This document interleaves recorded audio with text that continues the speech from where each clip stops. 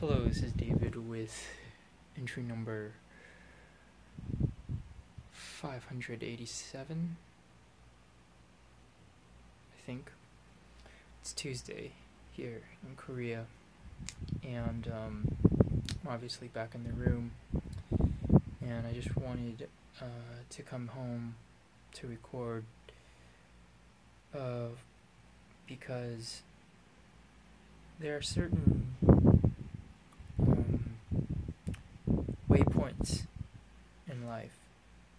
Waypoints, if you're unfamiliar, are a thing in games, I guess, probably real life as well, but the first time I really encountered them was in games where there's certain parts in a game where you have a significant boss battle or event occur, and you're given these things called waypoints where you're allowed to save in case you die later.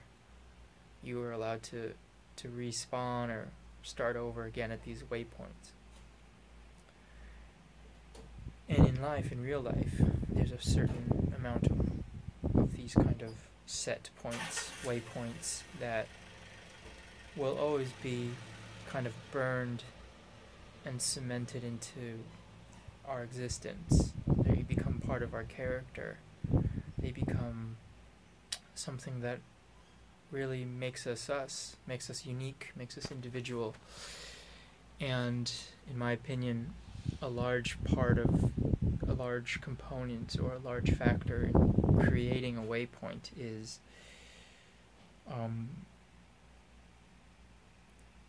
death. And unfortunately, today,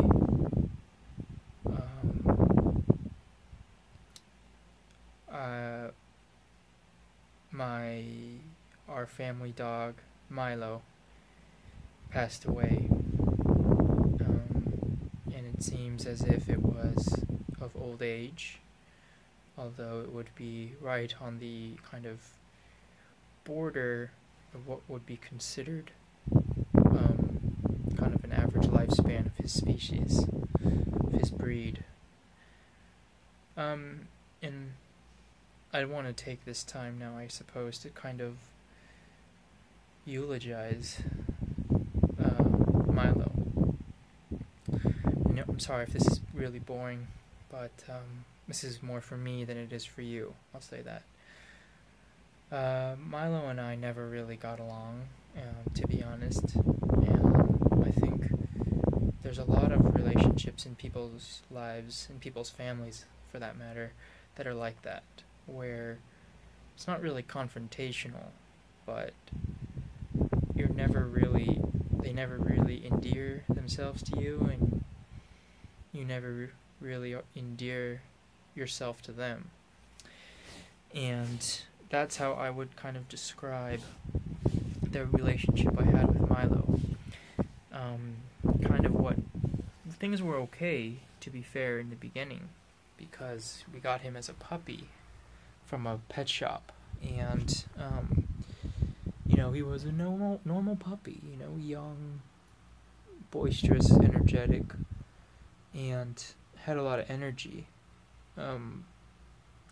But the kind of nail that kind of drove, or the kind of wedge that was driven between Milo and I, was the fact that he ate something very precious to me, and it was a very kind of defining moment, I guess, in our relationship. And I know that might sound stupid, but I won't say what he ate, but what he ate was extremely important to me.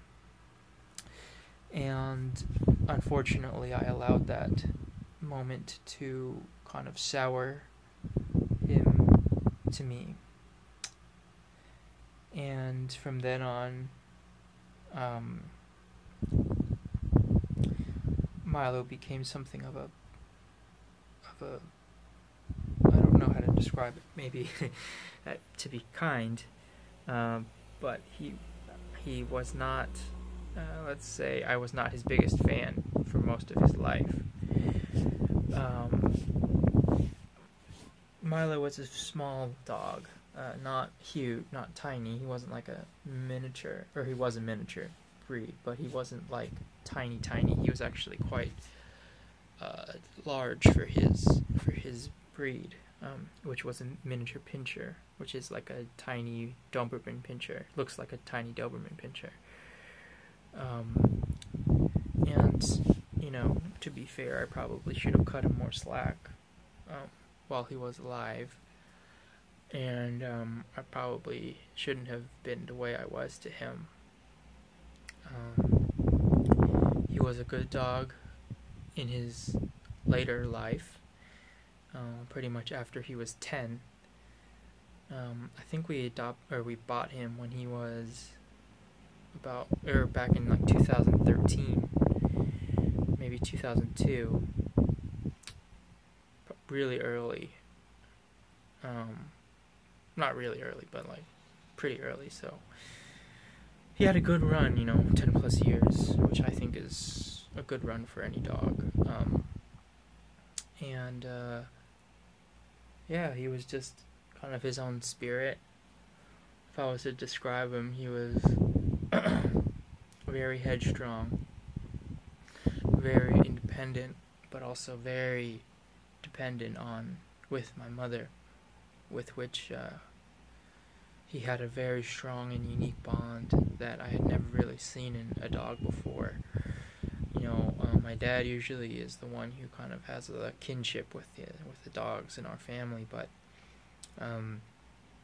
Milo was like a special case. I think because him and my mom were like thick as thieves, like really serious. And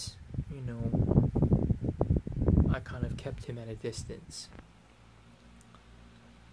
And all I can say kind of in conclusion is, although I may not have had the biggest soft spot in my heart for Milo, what I did have was, I had that kind of appreciation you only get. That appreciation you only get with an animal that you see on a daily basis. He was part of the family, and I think he lived a very full and interesting life. He had 2 other dogs in his life that I think really left indelible marks. I'll be fair and say that Austin, our first dog, or his first companion that we had before Milo, and was his companion for over 10 years. I think maybe they had the bond of true friendship, of companionship, and I know Milo truly bonded with Austin as a puppy, and Austin was just a whole nother story. I haven't really spoken about Austin on these entries, but he was something else. But Milo had a very unique bond with him in the sense that it was almost father and son, if I was to describe it. And then Milo also had a very unique companionship with Fergus, our second dog that we got a couple years ago. And I won't mince words and say they had a particularly positive relationship, but for what it was, I think when they were chums, they were pretty chummy. Maybe not, they weren't friendly to each other, but I think in some ways there was some kind of respect there. But anyway, I'll wrap it up. I just want to say that I'll miss Milo. He was a good dog. Maybe not the best dog, but he was a very good dog. And I'll remember him kindly. I'll choose to remember him kindly, even though he ate something of mine that I still won't forgive him for, but he will always have a special place in my heart, and he's created a waypoint in my life that I will never forget. So thank you, Milo, wherever you are out there, and I'll talk with you in a couple days. Bye.